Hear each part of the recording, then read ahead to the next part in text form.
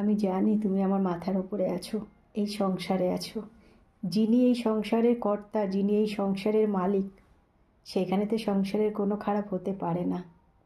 তুমি আমাকে শিখিয়েছো কোনো চিন্তা না করে তোমার চিন্তা করে যেতে।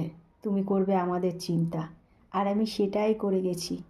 আমি শুধু তোমার চিন্তা করেছি, সংসারের চিন্তা, স্বামীর চিন্তা, মেয়ের চিন্তা, যেখানে যা আছে সব চিন্তা তোমার চরণে দিয়েছি। আমি শুধু তোমার স্মরণ করেছি, বাকিটা তুমি দেখেছো। তবে তুমি বারবার প্রমাণ করো যে তুমি আছো, আর যতবার প্রমাণ করছো ততবার আমার ভক্তি আরও বেড়ে যাচ্ছে।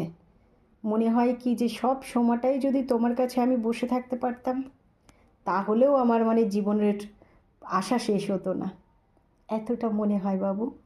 তো তুমি যে আশাটা পূর্ণ করেছো, যে আশাটা আমি হয়তো কাউকে বলতে পারছি না, কারণ মনের আশা মনে রাখতে হয়, বলতে নেই, সেটা ভগবানকে জানাতে হয়। তবে আমি কোনো মানসিক করিনি, শুধু তোমার চরণে জানিয়ে রেখেছিলাম যে বাবু তুমি দেখে রেখো, ভালো মন্দ সব তোমার চরণে রাখলাম।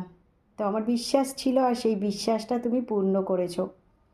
তাই আমি তো একটু বাজারে গিয়েই ছিলাম, সেখান থেকে তোমার জন্য মিষ্টি এনেছি, ফল এনেছি, ফলগুলো তোমাকে এই বাটিতে দিয়েছি, আর এই যে মিষ্টি এনেছি।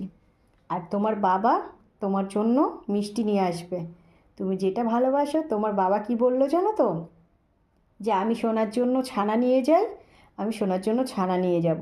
তো বাবার তো আসতে একটু দেরি হবে, তাই বাবা আসবে, তারপরে তোমাকে শয়নে দেবো। আজকে তোমার শয়নে যেতে একটু দেরি হবে, কারণ বাবা এসে তোমাকে দর্শন করবে, সেই সকালবেলায় গেছে।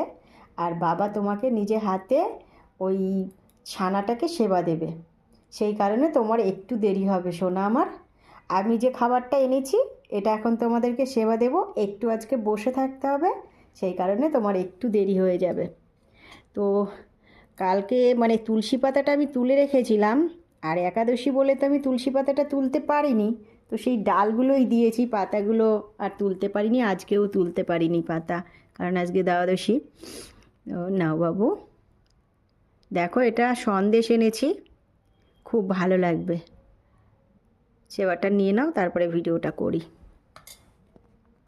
আমি সব সময় বিশ্বাস করি তোমাকে, তোমাকে আমি অটুট বিশ্বাস করি, যে বিশ্বাসে কি বলবো, একনিষ্ঠভাবে তোমার কাছে থাকলে তুমি তাকে কখনোই নিরাশ করো না। এইটুকু আমি তোমাকে সেবা করে অন্তত বুঝতে পেরেছি। কারণ তোমাকে তো আমি মন প্রাণ দিয়ে ভক্তি করে সেবা যত্ন করি। আমি তোমাকে তেমন কিছু সেবা দিতেও পারি না, খাওয়াতেও ভালো পারি না, পড়াতেও ভালো পারি না। কেন?